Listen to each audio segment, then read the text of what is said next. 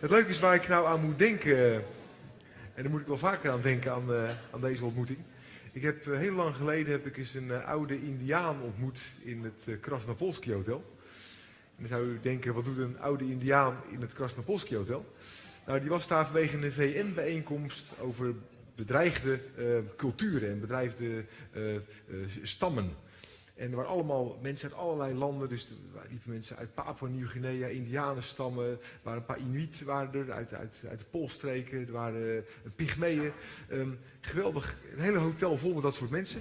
En ik was er ook en ik had een afspraak en ik was denk ik iets te vroeg, want degene met wie ik afspraak had is zeer stipt, die was nooit te laat. Dus ik was daar, ik moest 20 minuten wachten en ik dacht ik maak eens een praatje met zo'n oude Indiaan. Dus ik was met hem aan de praat geraakt en het bleek een opperhoofd te zijn. Dus zeg maar de Mark Rutte, maar dan van zijn stam. En u lacht, maar hij was echt de Mark Rutte van zijn stam. Ik kan het niet anders vertellen. En ik vroeg aan hem wat hij vond van Nederland. Nou, hij vond het helemaal niks. Hij vond dat we allemaal veel te veel aan het racen waren. Hij zei dat we helemaal niet meer wisten waarmee we bezig waren. Hij zei ook, jullie hebben de klok, maar wij hebben de tijd. Dat vond ik een hele mooie uitspraak. Hele interessante. Maar op een gegeven moment stelde hij, wij in Peru, zei hij, wij hebben een oud gezegde, dat als je maar aan de top van de berg blijft kijken, dan kom je er vanzelf. En toen vroeg ik hem wat hij daarmee bedoelde. En hij zei, nou wat ik ermee bedoel is dat als je naar die top van de berg kijkt, dan heb je altijd een kompas, eigenlijk een punt waarop je je kunt richten.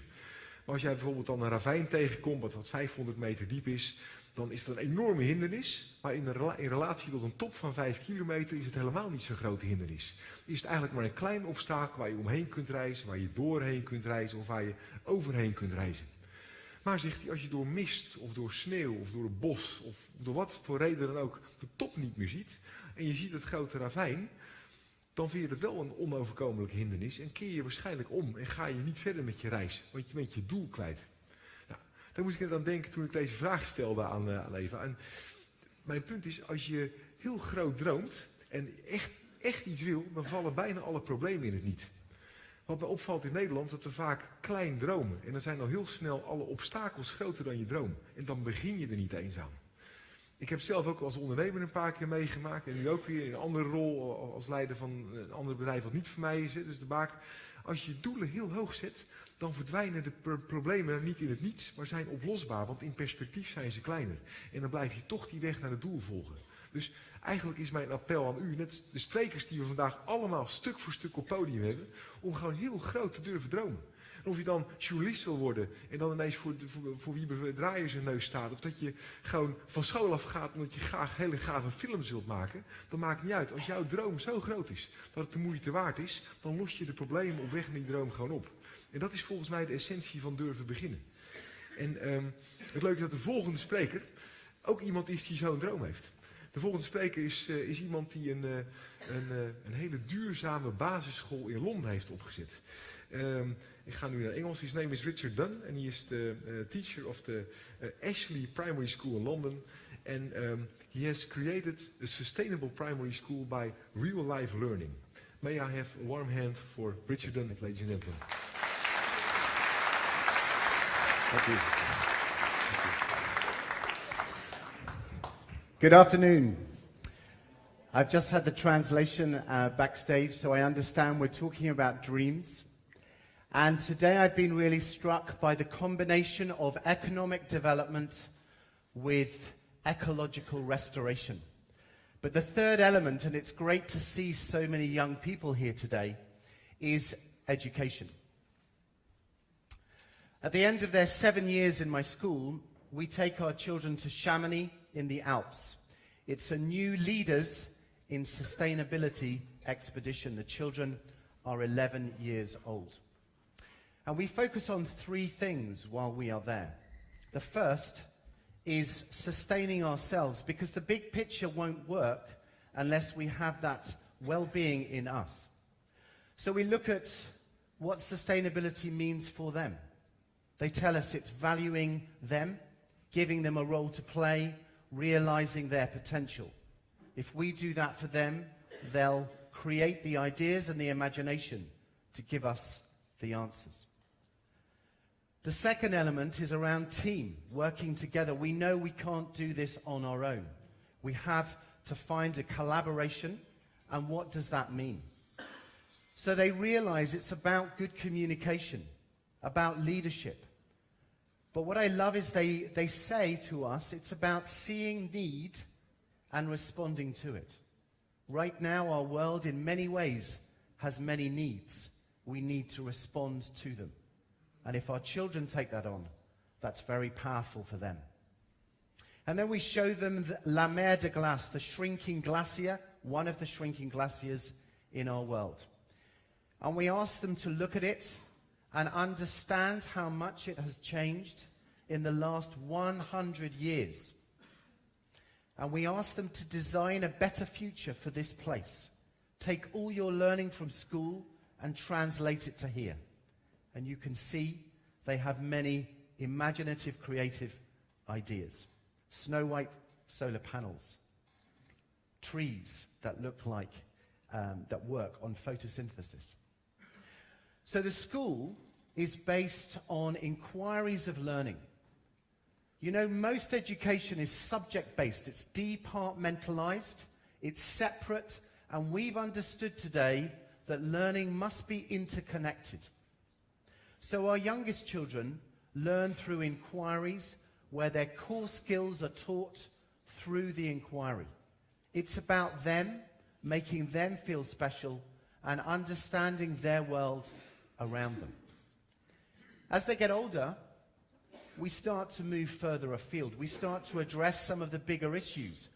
But if we share those big issues with them and give them no role to play, then they'll feel concerned, anxious. If they have a role, they're empowered, they own it, they feel good. So let me give you 3 examples.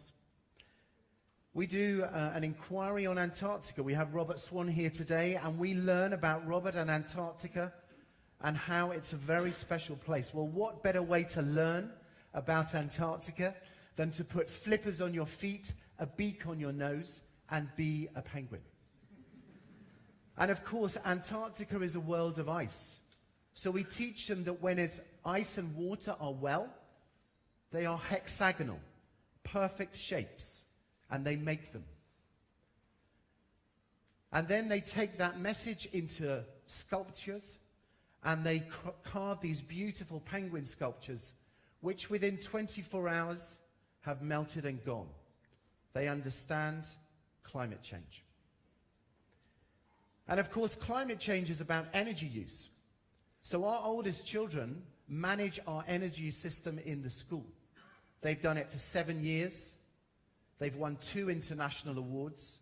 And they still refine our practices and challenge us to be better. So a second example. You may know that this is Venus's orbit around planet Earth over 8 years. It creates the perfect 5-petaled flower, and it reminds us that our world is ordered, geometric, beautifully in harmony. So when we learn about Earth in space, we want them to see this magic, to see this awe and wonder. This multiplication pattern, which gives us the number 5040, is the radius of the Earth and the Moon together. That's very exciting when you're 9 years old. Maybe 29 too. 59 too. And they understand this order and geometry by actually designing it and creating it. And they build that into a great work. We heard from John earlier about great works. We need our young people to create great works. This is theirs. It's the Cosmati pavement in Westminster Abbey, the coronation slab in Westminster Abbey, recreated by 9-year-old children.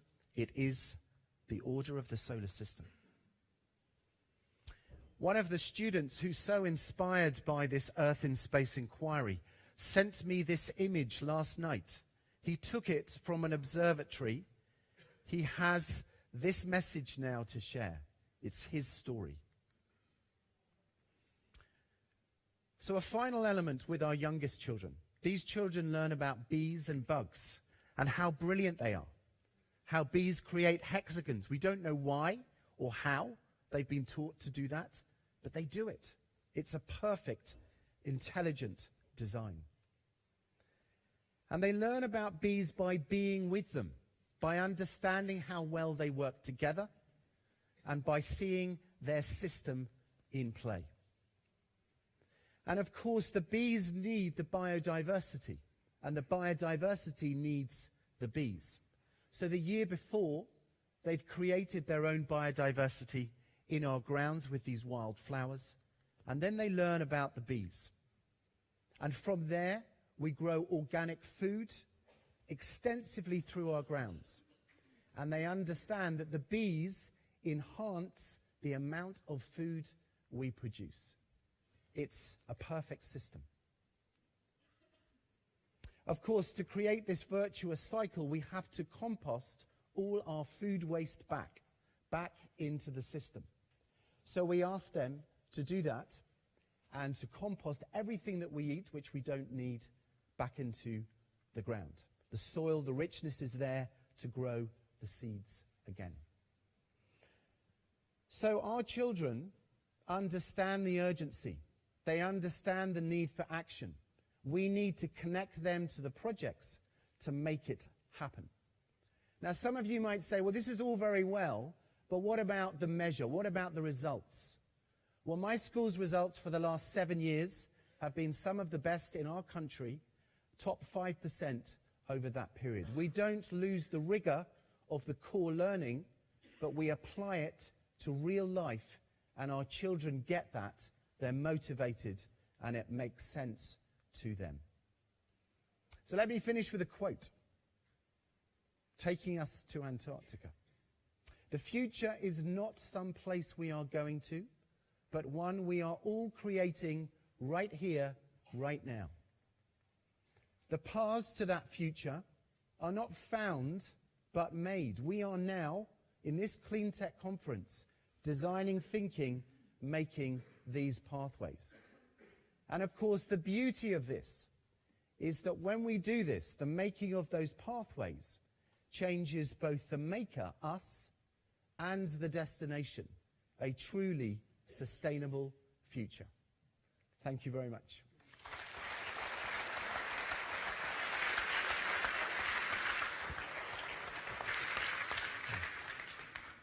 Thank you, Richard. Are there any questions for Richard, ladies and gentlemen?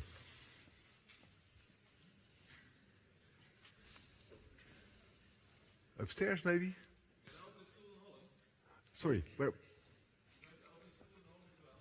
Well, interestingly, as you may know, you have an idea of an eco-future-nasium here in this community. I don't know whether it's here. I think it's in Deventer. So if this happens, then these ideas would be very much part of that.